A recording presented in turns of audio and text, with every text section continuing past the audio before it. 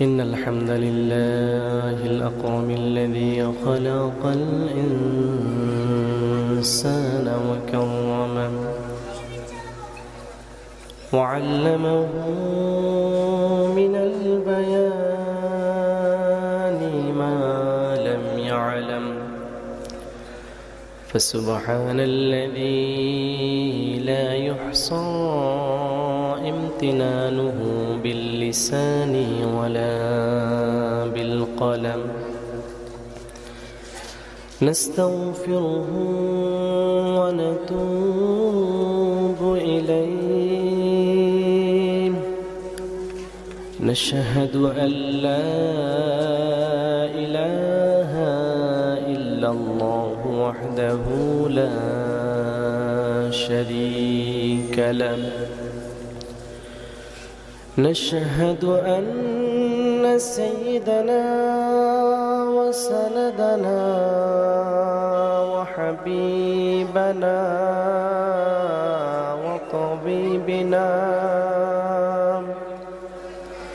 وطبيب أرواحنا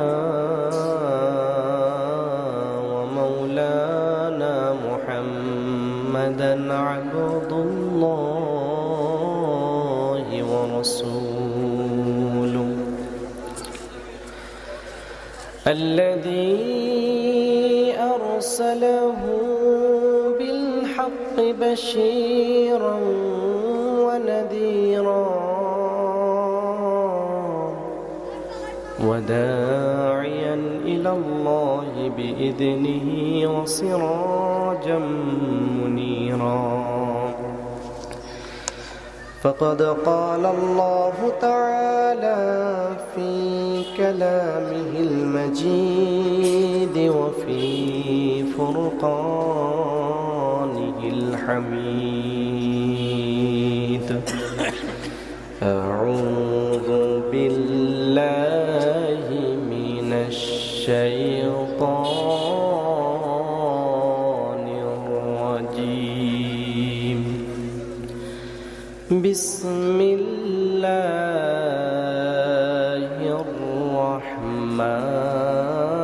الرحمن الرحيم ومن الناس من يشتري لهو الحديث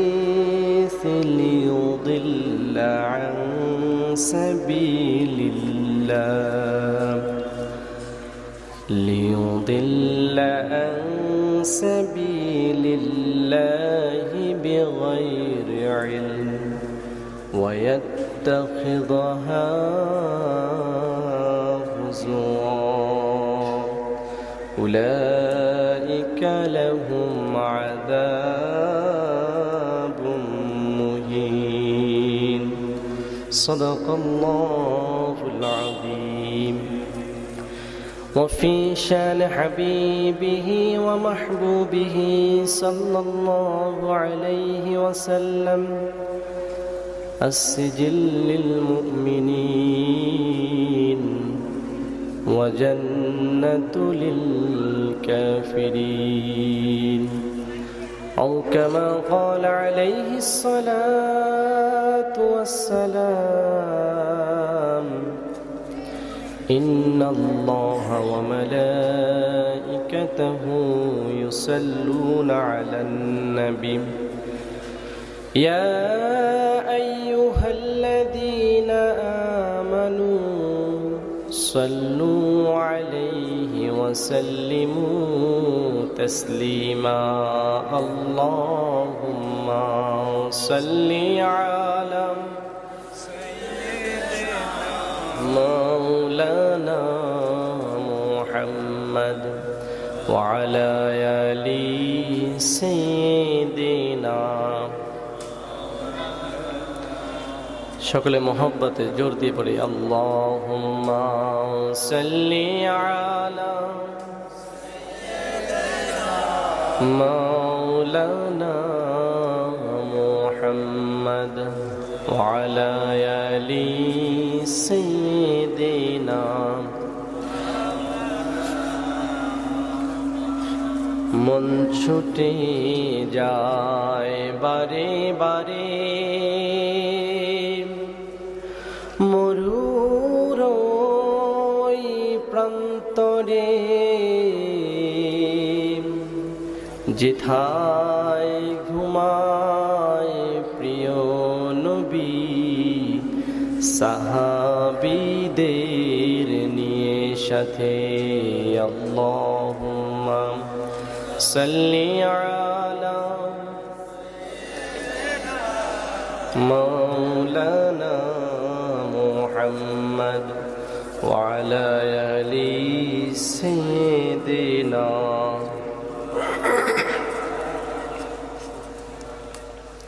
ঐতিহ্যবাহী উত্তর বিনয়ী ছাত্র তরুণ প্রজন্মের উদ্যোগে চতুর্থ বার্ষিক তাফসিরুল কোরআন মাহফিলের সম্মানিত সভাপতি, অত্র এলাকার হেদায়েতের আলোকবর্তিকা আইম্মায়ে মাসাজিদ হযরতুল আল্লাহ হযরত মাওলানা মুফতি জহির ইসলাম সাহেব আতালাল্লাহু উমরাহু ওয়া বারাকাল্লাহু ফি হায়াতি, আমরা সকলে পড়ছি আমিন। আমার পূর্বে আলোচনায় রেখেছেন এম হাবিবুর রহমান, আল্লাহ তাআলা প্রিয় ভাইয়ের কণ্ঠে তাওহীদি শক্তি দান করুক, সকলে আমিন। আর আলোচনা রেখেছেন হাফেজ মোহাম্মদ পারভেজ হোসেন এবং রুবাইদুর রশিদ সালেহী। আল্লাহ তাআলা সকলকেই দ্বীনের জন্য কবুল করুক, হেদায়েতের রাহবার হিসেবে কবুল করুক, সকলে আমিন। আমার ডানে বামে বসা, সামনে বসা এবং পর্দার অন্তরালে থাকা মা ও বোনেরা, সকলের প্রতি আমার হৃদয় থেকে সালাম ও শ্রদ্ধা। আসসালামু আলাইকুম ওয়া রাহমাতুল্লাহি ওয়া বারাকাতুহু। শুকরিয়া আদায় করছি রব্বুল ইজ্জত আল জালালের, যিনি আমাদেরকে রজনীর এই অংশে পৃথিবীর সমস্ত কাজ থেকে ফারেক করে আসার বসার তৌফিক দান করেছেন। সে রব্বুল ইজ্জত আল জালালের দরবারে লাখ কোটি শুকরিয়া আদায় করছি। সকলে সমস্বরে পড়ছি আলহামদুলিল্লাহ। রব্বানা লাকাল হামদ হামদান কাসীরান তাইয়িবান মুবারাকান ফীহি ইয়া রাব্বি লাকাল হামদু কামা ইয়ানবাগী লিজালালি ওয়াজহিকা ওয়া আযীমি সুলতানিকা। লাকাল হামদু বিল কুরআন, লাকাল হামদু বিল ইসলাম, ওয়া লাকাল হামদু বিল ঈমান। প্রশংসা আদায় করলাম কার? সব সময় আদায় করা দরকার কার?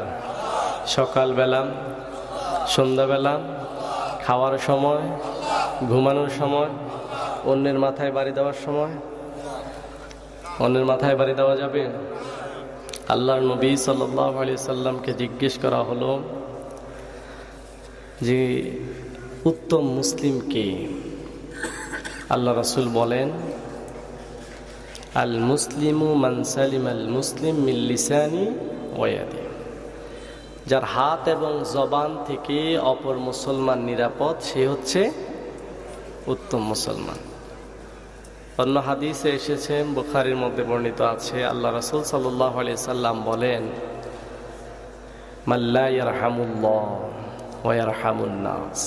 আল্লাহ তার উপর রহম করেন না যে মানুষের উপর রহম করে, রহম মানে দয়া করেন না। কাউকে বাড়ি দেওয়া যাবে? অন্যায়ভাবে আঘাত করা যাবে?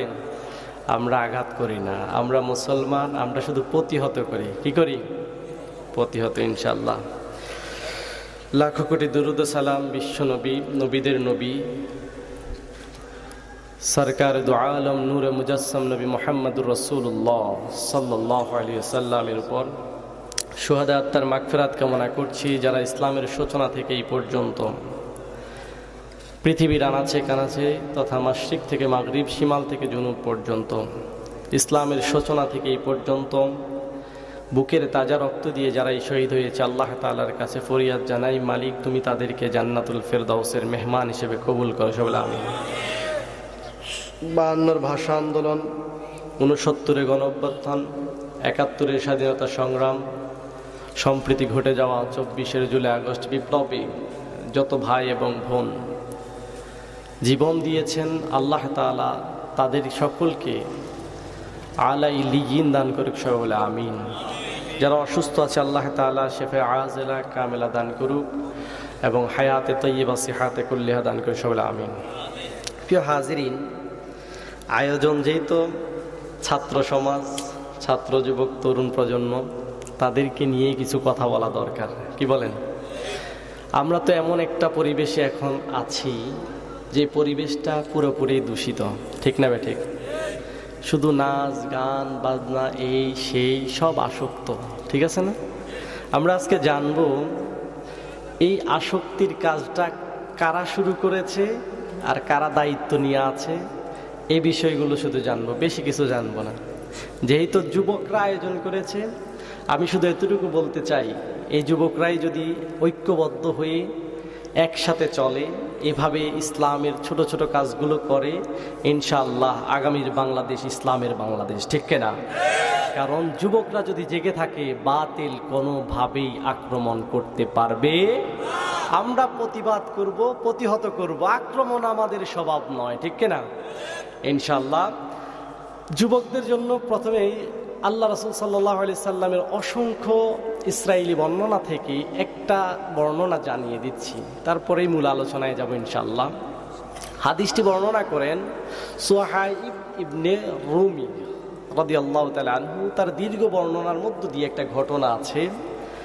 তিনি আল্লাহ রাসূল সাল্লাল্লাহু আলাইহি সাল্লাম থেকে শুনেছেন যে ইসরায়েলের মধ্যে যারা ছিল, বনি ইসরায়েলদের মধ্যে একজন শাসক নয়, শুধু ফেরাউন জানি আমরা, তাই না? ফেরাউন ছাড়াও আরেকজন শাসক ছিল যিনি তাকে রব হিসাবে দাবি করত, বাদশাহ, জাদুকর। সে জাদুর প্রভাব দিয়ে, জাদুবিদ্যা দিয়ে রাজত্ব দখল করে। অতঃপর এই রাজত্বের মধ্যে যত মানুষ ছিল সবাইকে এটাই বুঝাইতো যে আমি তোমাদের রব। আমাদের রব কে? সে বুঝাইতো যে আমি তোমাদের রব। তো সে যখন বিদ্ধ হয়ে গেল, চিন্তা করলো আমি তো একটা সময় মারাই যাব, আমার এই ক্ষমতা, আমার এই শান শৌকত দেখব কে? আমার তো কোনো ফোলামাইয়া নেই, নিঃসন্তান। তখন সেই তার কওম থেকে একজন যুবককে নির্বাচন করলেন, যে যুবকের নাম হচ্ছে আব্দুল্লাহ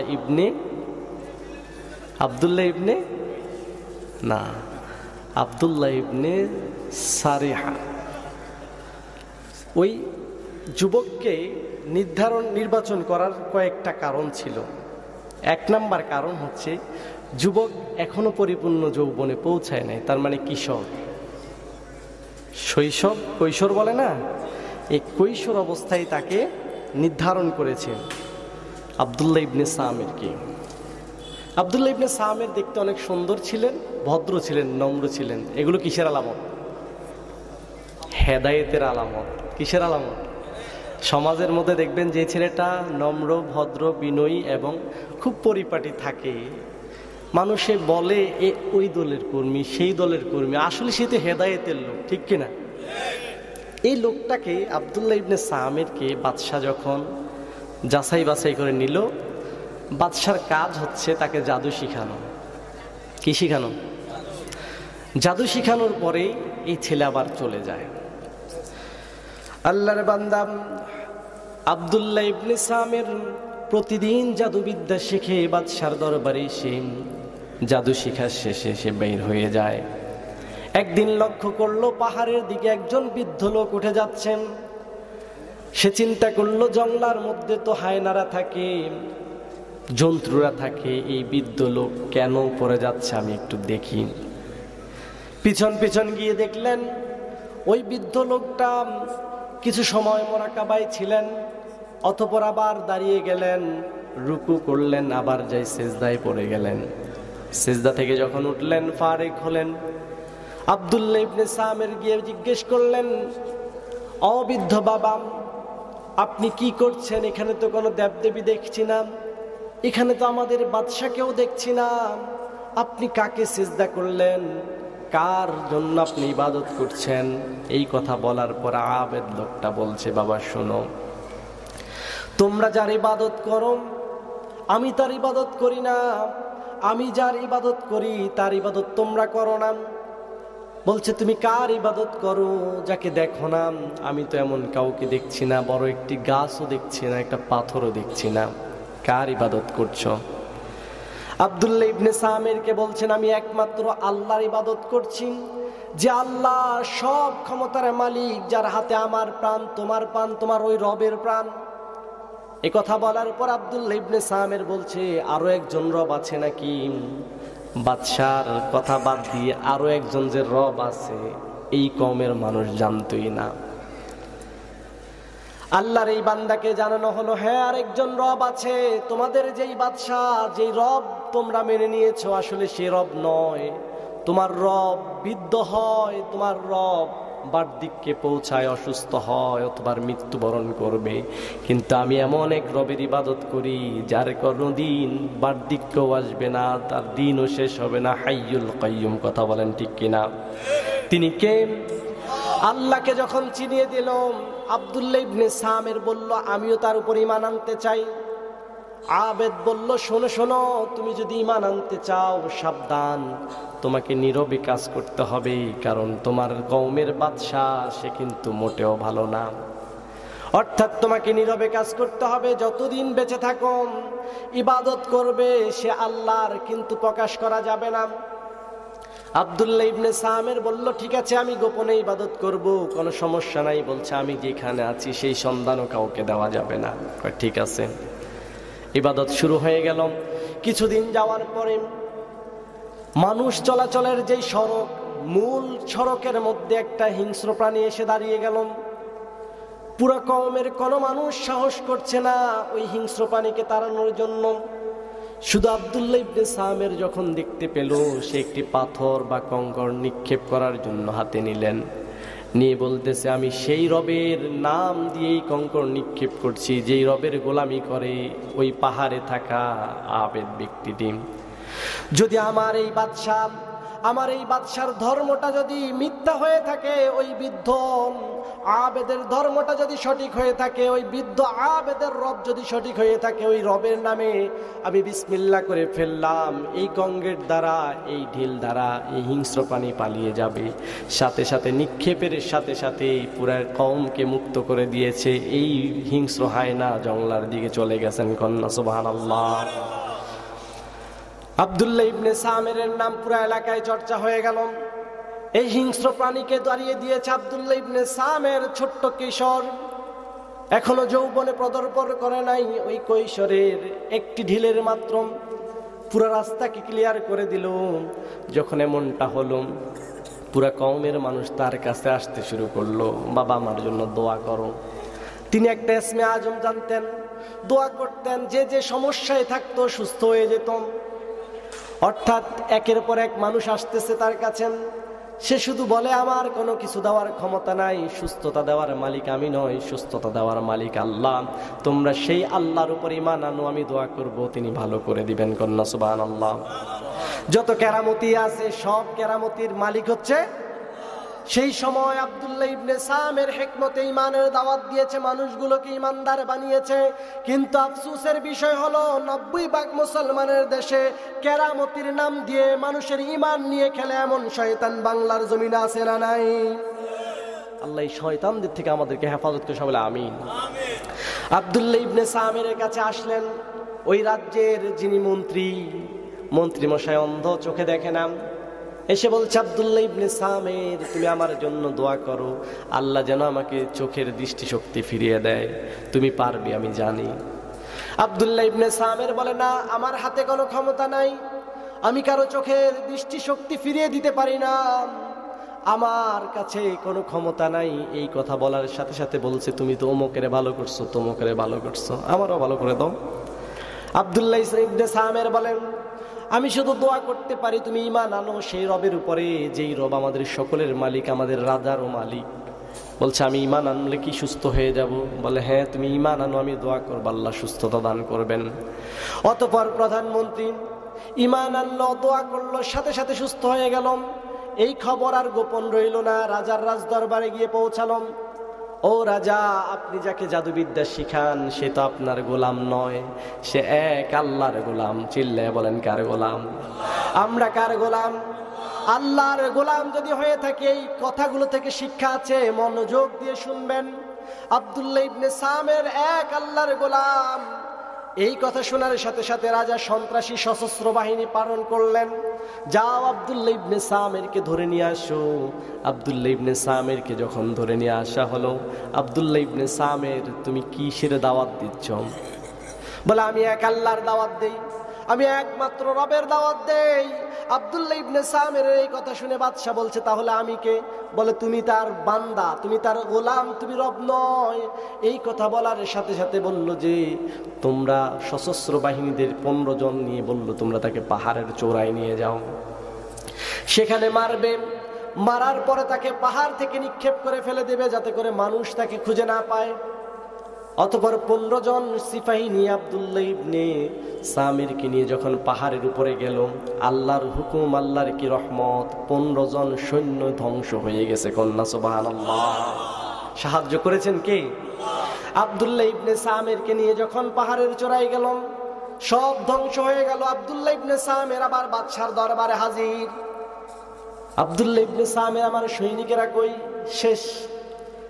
বলে এই সৈন্যরা তোমরা আরো 10 জন ধরো, তাকে নদীতে নিয়ে যাও, নৌকায় চড়াও, নদীর মাঝখানে যখন যাবে তাকে পানিতে নিক্ষেপ করে ফেলে দিবে। সেখানে 10 জন গেছে, তারাও ধ্বংস হয়ে গেছে। অতঃপর আব্দুল্লাহ ইবনে সামির আবার ফিরে এসেছে রাজদরবারে। কোথায়?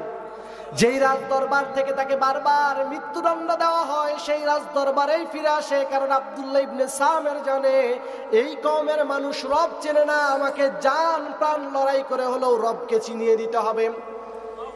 এই মিশন নিয়ে আব্দুল্লাহ ইবনে সামির যখন আবার আসলো, বলল আব্দুল্লাহ ইবনে সামির, কি ব্যাপার, তোমাকে কি এখনো কেউ কিছু করতে পারে নাই? কয় না। কেন পারে না? কি মন্ত্র শিখেছ? বলে আমি মন্ত্র শিখি না, আমি এক আল্লাহর উপরে তাওয়াক্কাল করি যিনি আমার হায়াত এবং মাউতের মালিক। সুবহানাল্লাহ। বলছে তোমাকে কি কতল করা যাবে না? আব্দুল্লাহ ইবনে সামির বলে জি হ্যাঁ, অবশ্যই আমাকে কতল করা যাবে। কুল্লু নাফসিন যায়িকাতুল মাউত, সকল প্রাণী মৃত্যুবরণ করবে, তুমি আমাকে কতল করতে পারবে? যদি কতল করতে চাও তবে পুরা কওমের মানুষদেরকে একটি ময়দানে এনে হাজির করো, আমি বলে দেব কিভাবে আমাকে কতল করতে পারো। সুবহানাল্লাহ। মানুষ মরণ থেকে পালায়, ইমানদাররা মরণকে আলিঙ্গন করে নেয়, ঠিক কিনা? কারণ ইমানদাররা জানে আমাদের হারানোর কিছু নাই, আমরা তো দুনিয়ার এই সফর শেষ করতে পারলেই জান্নাত, ঠিক কিনা? আল্লাহ আমাদেরকে কবুল করে, সবাই আমিন। আব্দুল্লাহ ইবনে সামির এই কথা বলার সাথে সাথে বাদশাহ আয়োজন করলো ঢাক ঢোল পিটিয়ে। একদিন সকলকে একসাথ করার পর বাদশাহ নিজে তীর নিক্ষেপ করছে, কিন্তু আব্দুল্লাহ ইবনে সামিরের গায়ের মধ্যে আঘাত করে না। কন্যা সুবহানাল্লাহ। 2-3টা তীর নিক্ষেপ করার পরে বলছে আব্দুল্লাহ ইবনে সামির, তুমি তো বলেছো মানুষগুলো জড়ো হলে তোমাকে আহত করা যাবে, কতল করা যাবে, তুমি নিহত হয়ে যাবে, কিন্তু আমি তো নিক্ষেপ করছি, তোমার গায়ে তো পড়ছে না। আব্দুল্লাহ ইবনে সামির বলে আমি বলেছি আমি শিখিয়ে দিব কিভাবে আমাকে মারা লাগে। সুবহানাল্লাহ। বলছে দাও, বেশ, সবাই আসছে, তুমি শিখিয়ে দাও কিভাবে মারতে হবে।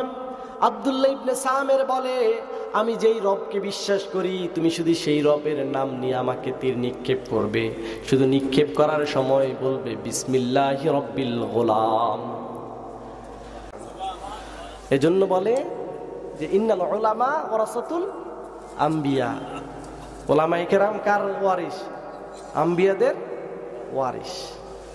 নজর বিন হারিসের ডাকে যখন মানুষগুলো সাড়া দিল, আল্লাহর হাবিব সাল্লাল্লাহু আলাইহি সাল্লাম কিছুটা মন খারাপ করে ফেললেন। এমন তো অবস্থায় আল্লাহ আয়াত নাজিল করলেন, ওয়া মিনান নাসি মান ইয়াশতারি লাহওয়াল হাদিস লিয়ুদিল্লা আন সাবিলিল্লাহ। লোকেদের মধ্যে এমন কিছু মানুষ আছে যারা মাইয়াশতারি ক্রয় করে লাহওয়াল হাদিস। লাহওয়াল হাদিসের বিষয় তাফসীরে কাশাফ বর্ণনা করেন, এমন সব কথোপকথন, এমন সব সাহিত্য, উপন্যাস, এমন সব গান বাজনা যা মানুষকে আল্লাহ থেকে বিমুখ করে দেয়। কি থেকে? হযরত ইবনে মাসউদ রাদিয়াল্লাহু তাআলা আনহু বলেন, এই লাহওয়াল হাদিস মানে হচ্ছে গান বাজনা, অন্য কোনো কিছু নয়, শুধু গান বাজনা, বাদ্যযন্ত্র। এই একই বিষয়ে ইবনে মাসউদ রাদিয়াল্লাহু তাআলা আনহুর এই হাদিসটা একজন দুইজন নয়, প্রায় 18 জন হাদিসের রাবী এটা বর্ণনা করেছেন। কন্যা সুবহানাল্লাহ। অর্থাৎ এই লাহওয়াল হাদিস দ্বারা যত গান বাজনার মঞ্চ আছে, আয়োজন আছে, এটাকেই বোঝানো হয়েছে। আল্লাহ তাআলা বলেন তারা এটা আয়োজন করেন। লাহওয়াল হাদিস এর কারণ হচ্ছে বাদ্যযন্ত্র দিয়ে আল্লাহর এই পথ থেকে তারা সরিয়ে নেওয়ার চেষ্টা করে, বিগাইরি ইলমি, যার মধ্য থেকে কোনো জ্ঞান পাওয়া যায় না। আচ্ছা, নাচ গান শুনে দেখে কোন রকমের এলেম অর্জন করা যায়? কথা বলেন, করা যায় না। কিন্তু এই আয়োজনগুলো যারা করে তারা শুধু অল্প সময়ের আনন্দের জন্যই করে, অন্য কিছুর জন্য করে না। তারা করে নাচ গান কিনা জাহান্নাম ক্রয় করে। আর যারা মুমিন, কোরআনের পক্ষে থাকে, তারা শুধু ইন্নাল্লাহ হাশতারা মিনাল মুমিনিনা আনফুসাহুম ওয়া আমওয়ালাহুম বিআন্না লাহুমুল জান্নাহ, তারা জান এবং মালের বিনিময়ে আল্লাহর জান্নাত ক্রয় করে। ঠিক কিনা? আল্লাহ আমাদেরকে ক্রয় করার তৌফিক দান করে, সবাই আমিন। আর এই কোরআন এবং হাদিসের মজমাগুলোকে বন্ধ করে দেওয়ার জন্য তারা নাচ গান দিয়ে যত আয়োজনে করে, তারা মনে করে এগুলো বন্ধ হয়ে যাবে, হট্টগোল করে মনে করে বন্ধ হয়ে যাবে। আল্লাহ বলেন, ইউরিদুনা লিইউতফিউ নূরাল্লাহি বিআফওয়াহিম ওয়াল্লাহু মুতিম্মু নূরিহি ওয়ালাউ কারিহাল কাফিরুন। নবী হে, তারা চেষ্টা করে, হাত দিয়ে যেমন সূর্যের আলোকে দমন করে যায় না, ঠিক তেমনি ভাবে দিনের আলো নিভিয়ে দেওয়ার জন্য ব্যর্থ চেষ্টা করে। কথা বলেন ঠিক কিনা? দিনের আলো কি নিভিয়ে দেওয়া যাবে? নিভিয়ে দেওয়া যাবে না। আল্লাহ রাব্বুল আলামিন দ্বিতীয় আয়াতে বলছেন, ওয়াইযা তুতলা আলাইহি আয়াতুনা ওয়াল্লা মুস্তাকবিরান কাআল্লাম ইয়াসমাআহা কাআন্না ফি উযুনাইহি ওয়াকরাম। যখন তাদের সামনে কোরআন তেলাওয়াত করা হয়, তুলিয়াত আলাইহি আয়াতুনা, আমার নিদর্শন যখন তেলাওয়াত করা হয়, ওয়াল্লা মুস্তাকবিরান, তখন তারা দাম্ভিক্য দেখিয়ে মুখ ফিরিয়ে নেয়। দাম্ভিক্যটার একেবারে সহজ বাংলা হলো গাটতেরামি। কি করা আছে না? যদি বলেন যে ভাই নামাজ পড়া ফরজ, 5 ওয়াক্ত নামাজ পড়তে হবে, এই বেড়া তোর জিগেছি, আছে না নাই? ভাই রোজা রাখা ফরজ, তোর জিগেছি, আমার কত সমস্যা, তোর রোজা তুই রাখ, আছে না নাই? ভাই কোরআন মানা ফরজ, তোর জিগেছি, আছে না নাই? ভাই কোরআনের বিধান সমাজে বাস্তবায়ন করা ফরজ, এবার তুই বেশি বোঝস, আমরা কিছু জানি না, এমন লোক আছে না নাই? শুধু কথায় কথা রাজনীতি ঢুকাই দেশ কোরআনের ভিতরে, কোরআনের রাজনীতি আছে নাকি? এমন লোক আছে না নাই? এই জালেমদেরকে আল্লাহ তাআলা বলছেন, ওয়াইদা তুতলা আলাইহি আয়াতুনা ওয়াল্লা মুস্তাকবিরান কাআল্লাম ইয়াসমাআহা কাআন্না ফি উযুনাই। তারা প্রথমে এর বিরোধিতা করবে, তারপরে এমন ভাবে শুনে থাকবে মনে হয় যেন তাদের দুইটা কান বধির, দেন্দা, কথা শোনে না। যতই বলেন হাতেরটাই ঠিক, যতই বলেন হাতেরটাই ঠিক। এরকম লোক আছে না নাই? আল্লাহ তাআলা বলেন, এরকম যারা আছে তাদেরকে ঘোষণা দিচ্ছেন সূরাতুল আরাফে, ইন্নাল্লাযীনা কাযযাবু বিআয়াতিনা ওয়াস্তাকবারু আনহা লা তুফাত্তাহু লাহুম আবওয়াবুস সামা ওয়া লা ইয়াদখুলুনাল জান্নাতা হাত্তা ইয়ালিজাল জামালু ফি সাম্মিল খিয়ার। আল্লাহ তাআলা বলছেন, ইন্নাল্লাযীনা কাযযাবু, নিশ্চয় যারা অস্বীকার করবে, ওয়াস্তাকবারু বিআয়াতিনা, ওয়াস্তাকবিরু, আমার আয়াত সমূহকে, ওয়াস্তাকবারু যারা ডিঙিয়ে চলবে, মুখ ফিরিয়ে নিবে, দাম্ভিক্য দেখাবে, ঘাটতেরামি করবে, আনহা লা তুফাত্তাহু লাহুম, তারা কোনকালে আসমানের দরজা বিজয় লাভ করতে পারবে না, অর্থাৎ আসমানের দরজা তাদের জন্য খোলা হবে না। ওয়ালা ইয়াদখুলুনাল জান্নাহ, তারা জান্নাতে প্রবেশ করতে পারবে না ততক্ষণ পর্যন্ত, হাত্তা ইয়ালিজাল জামালু, যতক্ষণ পর্যন্ত না ওট প্রবাহিত হয়, ফি সাম্মিল খিয়ার, সুঁয়ের ছিদ্রের ভিতর দিয়ে যতদিন পর্যন্ত ওট প্রবাহিত না হবে। কোরআনের আয়াত অস্বীকারী কোনকালে যতদিন পর্যন্ত ওট প্রবাহিত না হবে, তারাও জান্নাতে যেতে পারবে? পারবে? তাহলে জান্নাত শুধু ঈমান আনলেই জান্নাত? এখানে সহজ ভাষায় বলতেছি, জান্নাত হচ্ছে আল্লাহ বান্দার জন্যই বানাইছেন। অনেক আলেমে বলে না যে লা ইলাহা ইল্লাল্লাহ ফাদাখালাল জান্নাহ, হাদিস সহিহ, হাদিস সহিহ, এতে কোনো পার্থক্য নাই, কোনো রকমের সনদও গলদ নাই। আবার মতনও কোনো সমস্যা নেই, হাদিস সহিহ। কিন্তু এই আইনটা কি সবার জন্য? লা ইলাহা ইল্লাল্লাহ ফাদখালাল জান্নাহ সত্য, কিন্তু আপনি যদি এই সকালে ঈমান এনে দুপুরের আগে মারা যান, আপনার মধ্যে কোনো ফরজ বিধান অতিবাহিত হলো না, আপনি জান্নাতে যাবেন। এই আয়াত তো স্বীকার করছে, আপনাকে চোখে আঙ্গুল দেখিয়ে দেখাই দিচ্ছে ঈমান আনছেন, আল্লাহ মানেন, দিন মানেন, কিয়ামত মানেন, সব মানেন, শুধু কোরআনের আয়াতটা একটা আয়াত মানতে পারেন নাই। আপনার জন্য আল্লাহ বলছে যে অস্তাকবারু আনহা, যে অস্বীকার করেছো, দাম্ভিকতা দেখিয়েছ, ততদিন পর্যন্ত জান্নাতে যেতে পারবা না যতদিন পর্যন্ত সুয়ের ছিদ্রের ভিতর দিয়ে ওট প্রবাহিত না হয়। জান্নাতে যাবেন? হ্যাঁ, যারা বলে কোরআনে এটা নাই সেটা নাই, তারা কি কোরআন পড়ে? এই যে আজকে যারা আয়োজন করেছে, দেখবেন এক পক্ষ কালকে হয় বলবে এর রাজনৈতিক আলোচনা হয়েছে, আছে না নাই? আসলে এটা কি রাজনৈতিক আলোচনা না কোরআনের আলোচনা? সূরার নাম লোকমান, সূরার নাম কি? লোকমান। এই সূরা লোকমান থেকে 5 নম্বর এবং 6 নম্বর আয়াতটা আমি কালকে সিলেক্ট করছি। প্রথমে আলোচনা একটা টার্গেট ছিল অন্যরকম, চিন্তা করলাম যুব সমাজ এটা করতেছে, তাদেরকেও তো কিছু উৎসাহ দেওয়া দরকার নাকি? আচ্ছা বলেন তো, যারা আছেন তারা কি চাইলেই একটা ডিজে পার্টি করতে পারতো না? সহজ না? কারণ আমাদের পরিবেশ এমন নোংরা হয়ে গেছে, বিগত দিনগুলোর কারণে আমাদের পরিবেশ এতটাই নোংরা হয়েছে যে শুধু ফাহেসা কাজের জন্য অনুমতি, কোরআন এবং হাদিসের জন্য অনুমতি নেই, ঠিক কিনা? কারণ এটা এদের সহ্য হয় না। সহ্য হবে কি করে ভাই? আপনি করেন জিনার কারবারি, আপনি করেন সুদের কারবারি, আপনি করেন 2 নম্বরই, আপনার সারা জীবন ধরে শুধু বাটপারি, আপনার সহ্য হবে কেমনে? আপনি যদি হক পথে থাকতেন, আপনিই কোরআন চাইতেন, বুঝবেন যে কোরআন চায় না, সংবিধানে কোরআন চায় না, তার ভিতরে সমস্যা আছে, ঠিক কিনা? কারণ চোর চাইবে চোরের আইন পাশ না হোক, জেনাকার চাইবে জেনার আইন পাশ না হোক, ঘুষখোর চাইবে ঘুষের আইন যেন পাশ না হয়। আর এগুলো যদি হয়ে যায় তার তো আর বাঁচা নাই, কারণ তারা খাওয়ার জন্যই বাঁচে, বাঁচার জন্য খায় না, ঠিক কিনা? যুবক সমাজকে যেহেতু রাত অনেক হয়ে গেছে, কথা সংকীর্ণ করতে হবে, বুঝতে পারতেছি অনেকেরই উঠানামা শুরু হয়েছে। যুব সমাজদের জন্য 2টা লাইন আমার, তোমরা যেভাবে আছো ঠিক সেইভাবে সম্মিলিতভাবে থাকবে। মনে রাখবে, মাথার চুল যাদের আছে আজকে ট্রাই করবা, একসাথে এক মুষ্টি চুল যদি ধরে টান দাও, সবগুলো চুল ওঠানো সম্ভব, শুধু দুর্বল যে চুলগুলো আছে সেগুলো ঝরে যাবে।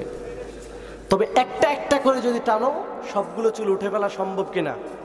কথা বলেন, সম্ভব কিনা? তোমরা যদি ঐক্যের বন্ধনে থাকো, তবে তোমরা সব সময় সব পরিস্থিতিতে বিজয় লাভ করবে ইনশাআল্লাহ। আর যত প্রতিকূল মুহূর্তে আসুক, পুরা পরিবেশ তোমাদের প্রতিকূলে চলে যাক, অনুকূলে না থাকুক, পিঁপড়ার মতো ভূমিকা রাখতে হবে। প্লাবন আসলে যেমন পিঁপড়া একে অপরের হাত ধরে একটা রিং আকার ধারণ করে, গোলাকার রিং হয়ে তারা যখন ঘর বাড়ি ডুবে যায়, বাসাগুলো ভেঙে যায়, গোলাকার রিং ধারণ করে ঘুরতে থাকে, ঘুরতে ঘুরতে একটা সময় তারা নীড় খুঁজে পায়। ঠিক তোমাদেরকে যত প্রতিকূল মুহূর্তে আসুক না কেন, আল্লাহর বিধান বাস্তবায়নের জন্য সদা সর্বদা ভূমিকা পালন করতে হবে, এক হাতে হাত মিলিয়ে সবাই ঐক্যবদ্ধভাবে। রাজি আছি সবাই? আল্লাহ সবাইকে কবুল করে, সবাই আমিন। কারা কারা রাজি আছে 2 হাত তুলে দেখে। আল্লাহ আল্লাহ কবুল করে, সবাই আমিন। আর মরে তো যাবই, কেউ কি বেঁচে থাকতে পারবেন? মৃত্যুটা যেন হয় আব্দুল্লাহ ইবনে সামিরের মতো। রাজি আছি সবাই? মৃত্যুটা যেন হয় তালহার মতো, মৃত্যুটা যেন হয় আব্দুর রহমান ইবনে আউফের মতো, মৃত্যুটা যেন হয় আবু দুজানার মতো, মৃত্যুটা যেন আমার আপনার হয় বদরের প্রান্তরে যে উৎসাহিত করেছে হযরত মিকদাদের মতো। মায়েরা আমার, যারাই শুনতেছেন, আপনাদের জন্য শুধু পার্সোনালি 2টা আমল দিয়ে যাচ্ছি। 1 নাম্বার আমল, স্বামী যাই করে আপনি হযরত আসিয়ার ভূমিকা পালন করতে হবে। হযরত আসিয়া যেমন করে কাফেরের ঘরে থেকে আল্লাহর উপর ঈমান এনেছে, আল্লাহর ইবাদত করেছে, আপনার যত কিছুই হোক না কেন, আপনি যদি ঠিক হয়ে যান, আপনার সন্তান ভালো সন্তানে পরিণত হবে, ঠিক কিনা? আপনাকে যদি আসিয়ার ভূমিকা পালন যদি আপনি করতে পারেন, আপনার ঘর থেকে হযরত মাহাদির জন্ম হতে পারে, ঠিক কিনা? মাহাদি আসবে কখন আসে জানি না, কিন্তু আপনার ঘর থেকেই জান্নাতি একটা সন্তান চাই আমরা, আর কিছু চাই না। আপনার স্বামীকে আপনি খুশি রাখার চেষ্টা করবেন। স্বামীদেরকে অহেতুক সন্দেহ করে স্বামীদের মনে কষ্ট দিবেন না। সারা রাত ইবাদত করতে পারেন না, কিন্তু যদি স্বামীকে একটু খুশি রাখতে পারেন, সারা রাত ইবাদতের সওয়াব পেয়ে যাবেন। স্বামীর প্রতি উদাত্ত ভালোবাসা রাখবেন। স্বামী যা চায়, পছন্দনীয় যা তাই করবেন, যা চায় না তা করার চেষ্টা করবেন না। বৃদ্ধ বাবা যারা আছেন তাদের প্রতি ওসিয়া, বয়সের প্রায় শেষ প্রান্তে চলে এসেছেন, কার কখন মৃত্যু এসে যায় বলা যায় না। আমিও আপনাদের আগে চলে যেতে পারি। জান্নাত আমরা সবাই চাই, কারণ আল্লাহর জান্নাত সবচেয়ে সুন্দর, ঠিক কিনা? জান্নাতে যদি যেতে চান অন্তত কোরআনের প্রতি বিশ্বাস রাখেন, কিয়ামত দিবসের প্রতি বিশ্বাস রাখেন, ইমানের শর্তগুলোর প্রতি ইমান রেখে আমল যা করেছেন আজকে থেকে একটা আমল বেশি করবেন। আজান যখন হবে মুয়াজ্জিনে যা বলে তার সাথে সাথে বলবেন। ইদা সামিআতুমুন নিদা, যখন তোমাদেরকে আহ্বান করা হয় তোমরা তা বলো। মিসলা কওলিল মুয়াজ্জিন, মুয়াজ্জিন যা বলে তোমরা তা বলো। শুধু হাইয়া আলাস সালাহ, হাইয়া আলাল ফালার সময় লা হাওলা ওয়ালা কুওয়াতা ইল্লা বিল্লাহ, আল্লাহ রাসূল বলছেন এটা যদি তোমরা করতে পারো হাল্লাত লাহু শাফাআ, আমি রাসূল তোমাদের জন্য শাফায়াত করা ওয়াজিব হয়ে যায়। কন্যা সুবহানাল্লাহ। রাসূলের শাফায়াত চাই না? শাফায়াত চাই। তাহলে শুধু ঘরে শুয়ে শুয়ে আজানের জবাব দিব আর ঘুম যাবো নাকি? চা দোয়ানে আড্ডা দিব? আজানের জবাব দিবেন, সাথে সাথে দোয়া পড়বেন। আল্লাহুম্মা রাব্বা হাযিহিদ দাওয়াতিত তাম্মা। একটি হাদিস দ্বারা বর্ণিত আছে দোয়ার আগে সালাম পড়বেন।